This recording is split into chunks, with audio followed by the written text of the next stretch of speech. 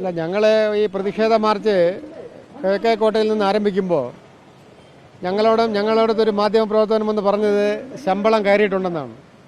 ഞാൻ അവിടെ നിന്ന് ഈ പ്രതിഷേധ ജാഥ ഇപ്പോൾ മണി 11:30 ഈ 11:30 മണിയായിട്ടും എൻ്റെയും എൻ്റെ സുഹൃത്തായ ശ്രീ SP ഷാജിയുടെയും ഫോണിൽ ബാലൻസ് ചെക്ക് ചെയ്ത് നോക്കിയാൽ 0 കാണിക്കുന്നത്. അത് നിങ്ങൾക്ക് വേണമെങ്കിൽ ഞങ്ങളത് തെളിവായി കാണിച്ചു തരാം. പക്ഷേ ഞങ്ങൾക്ക് പറയാനുള്ളത് ഇത്തരം മാനം കെടുത്തലുകൾ അവസാനിപ്പിക്കണം. കാരണം ഇത് KSRTC തൊഴിലാളി ഒരു മുടക്കച്ചരക്കല്ല. KSRTC തൊഴിലാളി കേരളത്തിലെ സർക്കാർ ജീവനക്കാരെ പോലെ PSC വഴി പഠിച്ച് പരീക്ഷ എഴുതി വന്നവരാണ്.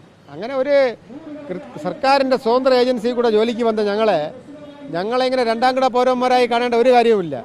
ബഹുമാനപ്പെട്ട മന്ത്രി പറഞ്ഞത് എന്താണ്? 1-ാം തീയതി തരുമെന്ന്. മുഖ്യമന്ത്രി പറഞ്ഞത് 5-ാം തീയതി എന്നാണ്. അപ്പോൾ മുഖ്യമന്ത്രിക്കും ഒരു പടി കൂടെ കടന്ന് പറഞ്ഞ ഗതാഗത മന്ത്രി അതിന്ന് 11-ആയിട്ടും തരാതിരിക്കുകയും 12-ാം തീയതി BMS ഒരു പ്രക്ഷോഭമായി വരുമ്പോൾ അത് ഗവൺമെൻറ് ശമ്പളം നൽകുമെന്ന് അറിഞ്ഞുകൊണ്ട് ഒരു ഗിമ്മിക്കാണ് എന്ന് പറയുന്നതിന് അംഗീകരിക്കാൻ ഞങ്ങൾക്ക് കഴിയില്ല. അത് മാത്രവുമല്ല, ഇന്നത്തെ ഈ പ്രതിഷേധം ഇത് വെറും ശമ്പളത്തിന് വേണ്ടിയല്ല. ഓണം കേരളീയരുടെ ദേശീയ ഉത്സവമാണ്.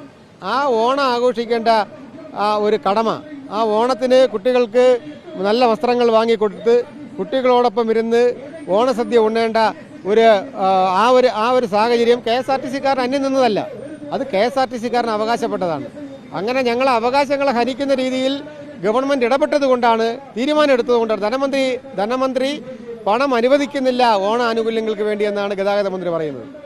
അങ്ങനെ ഗതാഗത മന്ത്രിയുടെ അണ്ടി ഓഫീസിലല്ല ഞങ്ങൾ ജോലി ചെയ്യുന്നത്.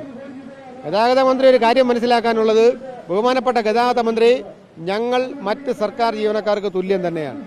ഇവിടെ ഓഖി വന്നപ്പോഴും പ്രളയം വന്നപ്പോഴും ഏറ്റവും അവസാനം വയനാട് ദുരന്തം വന്നപ്പോൾ പോലും പൊതുസമൂഹത്തിനൊപ്പം ആ വയനാട് ദുരന്തത്തിൽ അവിടെയുള്ള കുട്ടികൾക്ക് സ്കൂളിലെത്താൻ വേണ്ടി ആ വിദ്യാഭ്യാസത്തിന് വേണ്ടി സൗജന്യമായി KSRTC ബസ് അനുവദിച്ചത് KSRTC മാനേജ്മെൻറ്റാണ്.